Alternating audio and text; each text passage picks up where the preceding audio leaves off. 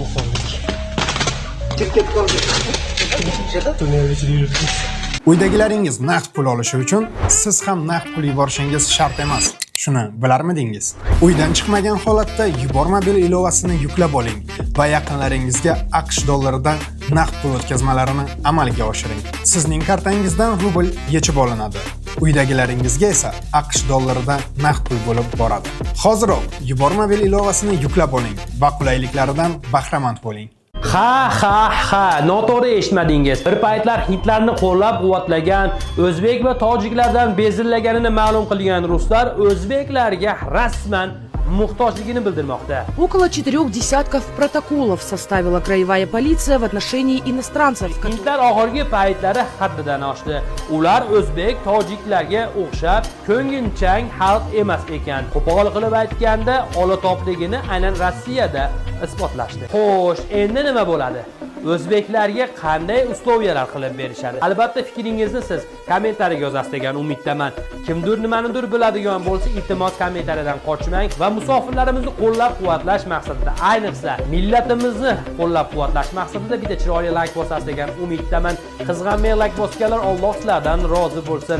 Umid qilamanki, bu yaxshiligingiz o'zingizga savob bo'lib qaytadi. Biz esa videoni boshlaymiz. Uyingiz uchun sifatli va hamyonbop darvoza izlayapsizmi? Unda biz sizga Namangan darvozalarini tavsiya qilamiz. 10 yillik tajribaga ega ustalarimiz siz istagan o'lcham va dizaynda darvozalarni tayyorlab beradi. O'zbekiston bo'ylab o'lchash va o'rnatish mutlaqo bepul. 1 kvadrat metr narxi 500 ming so'mdan 2 million so'mgacha. Hoziroq ekrandagi raqamlarga qo'ng'iroq qiling va to'liq ma'lumotga ega bo'ling. Assalomu alaykum, sizlar bilan men bloger Muhammadjon Madiyev. Siz Max Madiyev kanalidasiz. Kanalda mehmonlar albatta obuna bo'ling. Bilasizlarmi, necha yildan beri like yoki aytaylik obuna so'rasak, odamlar kuladi, haqorat qiladi, hatto shu narsani bosgisi ham kelmaydi, oson bo'lsa-da. Lekin aziz yurtdoshlar, bunday toifa insonlarning qatoriga kirmang. Sababi bitta insonda iltimosini bajarish qo'lingizdan kelayotgan holatda bu bir albatta savob. Bu narsani men yaratgan emasman va bu qonunda men joriy etmadim. Insondan insonga yaxshilik qolishi Alloh tomonidan buyurilgan. Xo'p, aziz yurtdoshlar, hindlar haqidagi videolar haqiqatan ham ko'p muhokamaga sabab bo'ladi. Ko'plab insonlar, nafaqat biz o'zbeklar, balki ruslarda o'zida ham ko'proq o'sha diskussiyalari muhokama bo'lmoqda. Nega? Chunki hindlardan ruslar juda ham yomon bezordaligi va zerikkanligini iddao qilishmoqda. Xo'sh, kelinglar videolar to'plamini sizlarga taqdim qilsam, bular qanchalar o'zbeklarni sog'inganini aynan o'zlaridan ko'rib bilib oling. Marhamat. Assalomu alaykum, Moskvaning o'zbekistonlik fuqarolari. Bugun biz Moskva shahrining Молодежный metrosidan intervyu olib bormoqdamiz.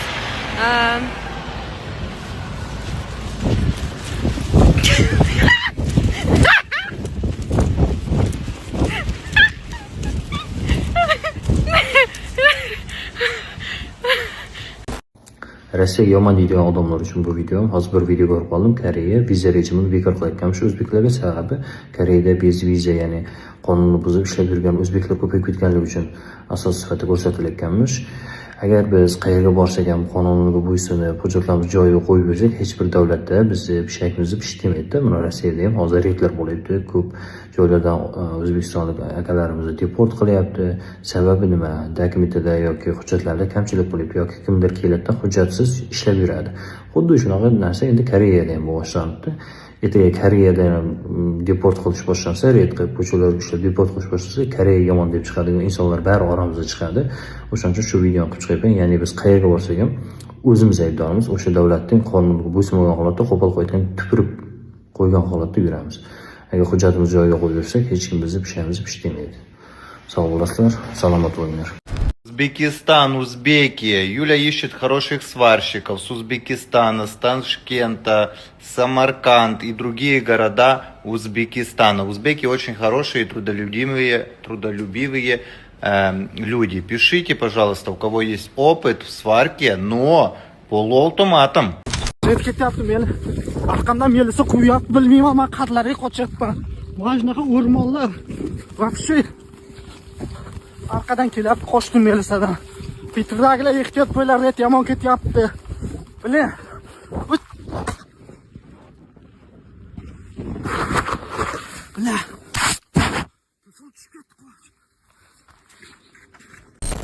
Mana nima uchun o'zbekistonliklar, tojikistonliklar o'z yurtiga qaytyapti. Videoni ko'ringlar.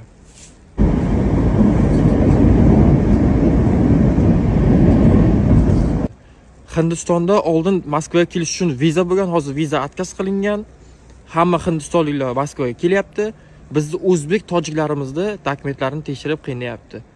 Moskvada yurgan o'zbek tojiklar ehtiyot bo'lamiz. Hozir tekshiruvlar juda kuchli.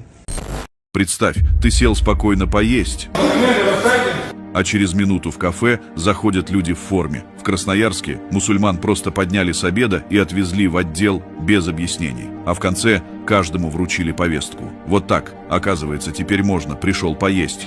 Уехал на СВО. अस्सलामुअलैकुम मेरे भाई। तो अभी हम लोग काम से आने का 1 घंटा हो चुका है। तो हम लोग जा रहा हूँ खाना खाने। तो साथ में ले लिया हूँ ये बोतल, देख सकते हो इधर, ये हम लोग का रूम है, इधर देख लो। हम लोग जा रहा हूँ खाना खाने।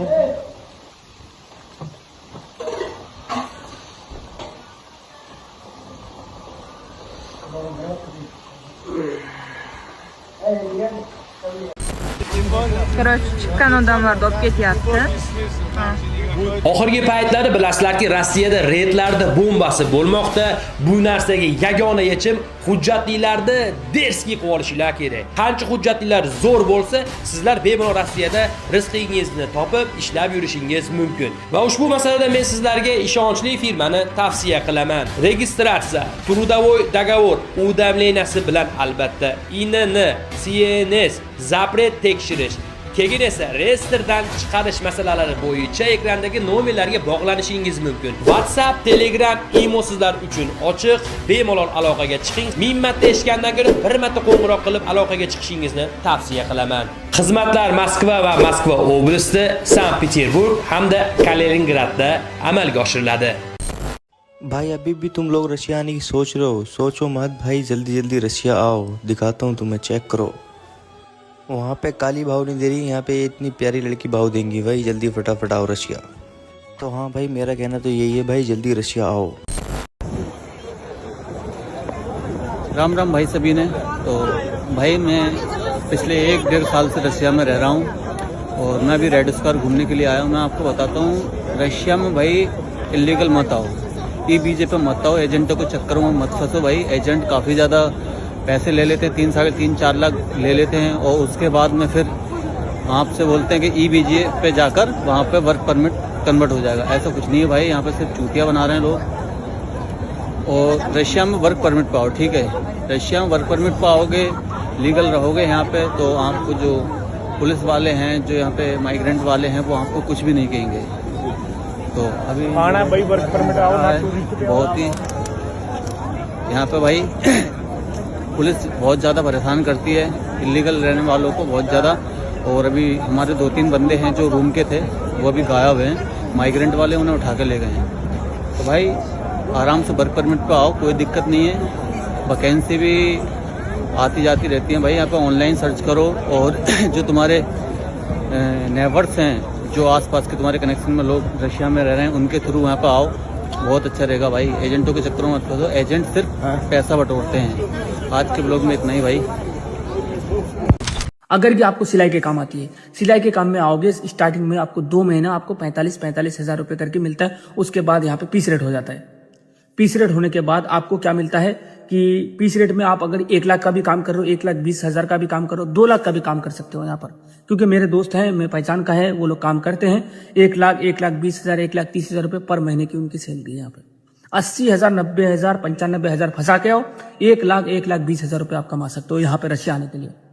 और खर्चा आपको 80, 90, 1 लाख के बीच में लेता है। हाँ, अगर कि मेरे जैसे आदमी किसी को पकड़ते हैं तो वो आपका पैसा एक्स्ट्रा 10-20 हज़ार रुपये खाएगा भी, आपका करेगा भी कुछ नहीं। आपका पासपोर्ट लेगा, आपका पासपोर्ट लेकर ऑफिस में जमा करेगा, उसका 10-20 हज़ार रुपये ज्यादा लेगा वो। तो आपको वो सब करने का कोई जरूरत नहीं। आप डायरेक्ट ऑफिस में बात करो, आपको जिस तरह का काम आता है। लेट हो रहा है प्लीज। तो 5 मिनट कम हो गया क्या? तो क्या लेट हो गया? You should have to understand. We are getting late here. तो इतनी बात करो। Sir, you cannot talk to any passengers like that. They're getting disturbed as well, sir. और मेरी जिंदगी तबाह हुई, उसका क्या देगी तू? Sir, that's your personal matter. I am not responsible for that. तो तू किसके लिए रिस्पॉन्सिबल है बता? I am responsible for your safety sir, that's what I am here for. Ma'am please मेरी सीट चेंज कर दीजिए, Okay, मैं नहीं sir, बैठ I can सकता, help इसका you. घिनौना चेहरा मैं नहीं देख पाऊंगा। टेंशन मतलब मैं ये हूं ना कितना तुम्हारे घिनौना, साथ। मैडम जी आप ले जाइए इसके। सर आप प्लीज अपनी सीट पे बैठिए, नहीं तो फ्लाइट लैंड होने के बाद मुझे आपको सिक्योरिटी को देना पड़ेगा। आप प्लीज बैठ जाइए। मैं सबको छोड़ के जा रही हूँ, मैं जा रहा हूँ।